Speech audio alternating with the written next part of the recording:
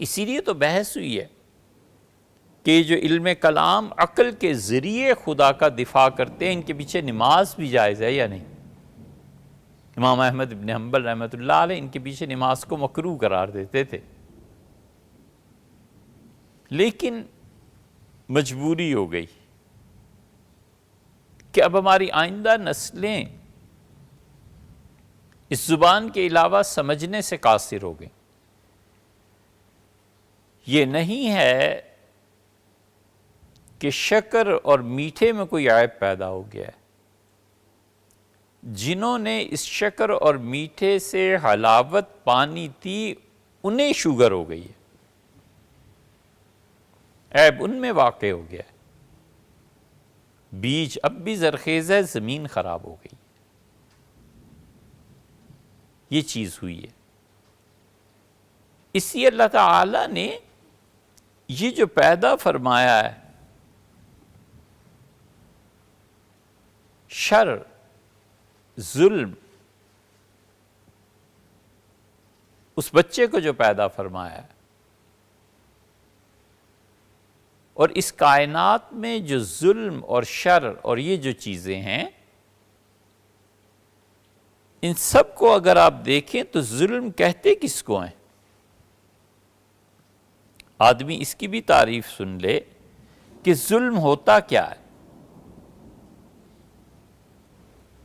اور انصاف ہوتا کیا ہے۔ ظلم جس کو بھی کہیں مسلسل ہوتا ہے، اور اس میں کوئی منصف نہیں ہوتا۔ ظلم یہ ہوتا ہے کہ ظلم دائمی ہے اور انصاف کرنے والا کوئی نہیں، اور انصاف نتیجہ ہوتا ہے در حقیقت ظلم کا۔ انصاف کس کو کہتے ہیں؟ جو صورتحال ظلم کی وجہ سے پیدا ہوئی تھی، اس صورتحال کا تجزیہ کر کے اصل حقیقت کو لے آنا، یہ ہے انصاف۔ اس لیے ہم کہتے ہیں اس کائنات میں ظلم ہے ہی کہاں، جتنا کچھ بھی تم دیکھتے ہو منصف موجود ہے، انصاف کرنے والا موجود ہے۔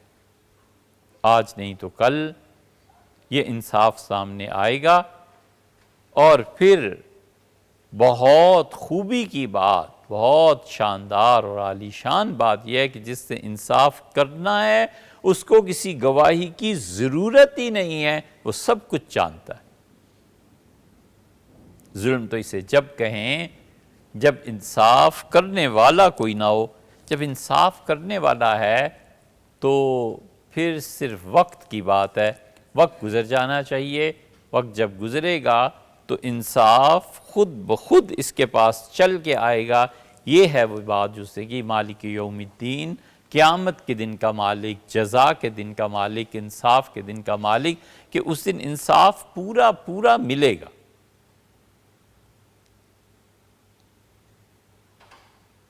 شر،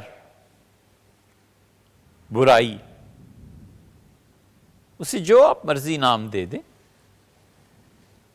اصل نہیں ہے، اصل خدا کی رحمت ہے، اور وہ دن آنا ہے جس دن اس کی رحمتیں ہر ایک کو ملیں گی۔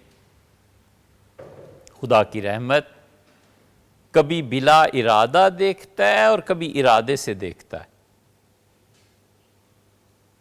یہ بڑی اہم بات۔ اس لیے ظلم ہمیشہ کے لیے نہیں ہے، وہ ایک انسان کی زندگی میں کچھ عرصے تک کے لیے محدود ہے، چلو پوری زندگی لگا لی، اس کے لیے محدود ہے۔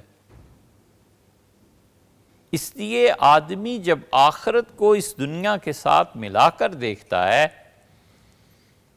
تو وہ تو انکار کرتے ہیں کہ صرف یہی دنیا ہے اور بس، اس کے علاوہ کچھ نہیں ہے۔ ہم کہتے ہیں اگر صرف یہی دنیا ہے اور آخرت نہیں ہے تو خدا کا ماننا نہ ماننا دونوں برابر ہیں۔ ایک آدمی خدا کو مانتا ہے اور مر گیا، اگلے جہان تو اس سے پیش نہیں ہونا۔ اور ایک آدمی خدا کا منکر ہے اور وہ ظلم کرتا رہا، وہ مر گیا، تو جب آخرت ہے ہی نہیں تو ان دونوں کو نقصان اور نفع کیا ہے؟ اس کو خدا ماننے کا کیا فائدہ پہنچا اور اس کو خدا نہ ماننے کا کیا نقصان ہوا؟ کچھ بھی نہیں۔ تو کیا یہ دنیا، اس کے نظام، کیا یہ جس کی لاٹھی اس کی بھینس یہ ہے؟ یہ تو کوئی بھی نہیں مانتا۔ جتنے بھی مذاہب ہیں ان سب میں آخرت کا تصور موجود ہے۔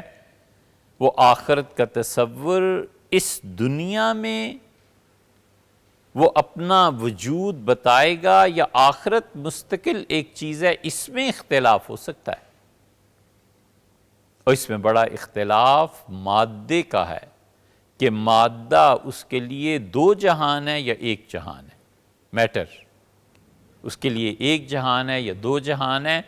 جو خدا کے منکر ہیں اور جو ذہنیت کالج اور سکول میں بنائی جاتی ہے وہ یہ ہے کہ ایک جہان ہے اس مادے کا، اور مادہ کہیں سے شروع کر لو، تم خود کیا ہو، مر کے مٹی میں مل جاؤ گے، اس مٹی سے گھاس آ جائے گی، گھاس پھر بکری کھا لے گی، بکری سے دودھ بنے گا، اور دودھ سے پھر وہ ایک اور آدمی میں منتقل، اور اس کے نتیجے میں پھر ایک اولاد ہو جائے گی۔ یہ سارا سائیکل ہے کہ مادہ فنا نہیں ہوتا۔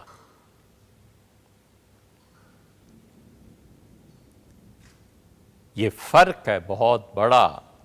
ہم کہتے ہیں مادہ منتقل ہونے کے لیے ایک دوسرا جہان ہے آگے، اس جہان سے نکل کے اس جہان میں جاؤ گے اور تم پھر اس مٹی سے پیدا کیے جاؤ گے، اور یہی تمہارا وجود ہوگا، اور اسی پر احکامات تمہارے سارے نافذ ہوں گے۔ ظلم جو کیا ہے اس کا بدلہ ملے گا اور نیکی کا بھی اجر ملے گا۔ یہ ہندوؤں کا جو تناسخ ہے نا، اور بہت سے گمراہ فرقوں کا، لیکن بہرحال عمل کی جزا کا ہر آدمی اعتراف کرتا ہے۔ کیا یہ چیونٹیوں سے بھی بدتر ہو گئے ہیں؟ ان کی عقلیں اتنی ختم ہو گئی ہیں کہ اتنا احساس نہیں کرتے کہ چیونٹی گندم کا دانہ گھسیٹ کے لے جاتی ہے اور پھر اسے درمیان سے دو ٹکڑے کر دیتی ہے، اس لیے کہ وہ جانتی ہے کہ اگر یہ سالم رہا تو اگ جائے گا، میرے کسی کام کا نہیں رہے گا، تو میں سردیوں میں کھاؤں گی کہاں سے؟ کیا یہ شہد کی مکھی سے بھی زیادہ بے عقل ہو گئے ہیں کہ آخرت نہیں؟ اگر آخرت نہیں ہے اور سب کچھ یہ دنیا ہے تو پھر سوال اپنی جگہ پر قائم ہے کہ یہ ظلم اور یہ سب کچھ کیا ہے۔ اور جو آدمی بھی خدا کو مانتا ہے آخرت سمیت ہی مانے گا نا، اگر آخرت کا وہ قائل نہیں ہے تو اس کو بھی اللہ کے ماننے کی کوئی ضرورت نہیں۔ اب خود سوچیں، انسانی عقیدے میں جو ہم نے کبھی عرض کیا تھا کہ عقل کا دخل ہے اور عقل کے بغیر انسانی عقیدہ پورا نہیں ہوتا، وہ یہ مانا ہے۔ یہی بات کہ عقل کے بغیر انسانی عقیدہ پورا نہیں ہوتا، اگر کوئی دہریہ اور مشرک کہے تو وہ معاملہ اور ہے۔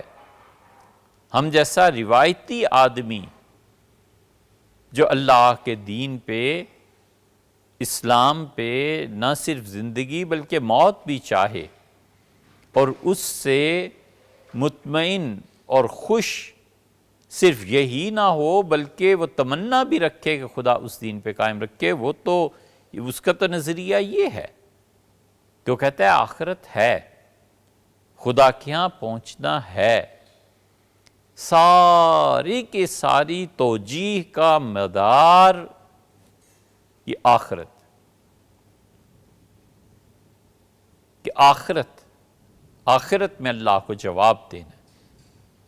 اگر درمیان سے یہ عقیدہ نکال لیا جائے تو پھر تو کہا جا سکتا ہے کہ ظلم کیا ہے اور شر کیا ہے اور کائنات میں ہو کیا رہا ہے، خدا کہاں ہے؟ خدا ہے ہی نہیں۔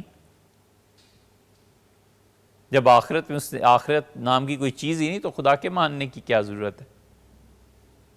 آخرت کو ماننا ہے، یہ دنیا نہ ہو تو اللہ کے وجود پر دلیل کیسے قائم ہو، اور آخرت نہ ہو تو اس سوال کا جواب کیوں کر بنے کہ یہ ظلم اور یہ شر جو ہے اسے کھلی چھٹی کیوں ہے؟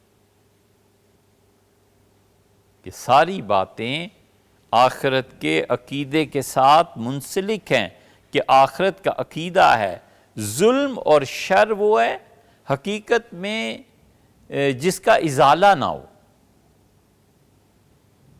ظلم اور شر کہتے ہیں اس کو جس کا حقیقت میں ازالہ نہ ہو، ختم نہ ہو سکے،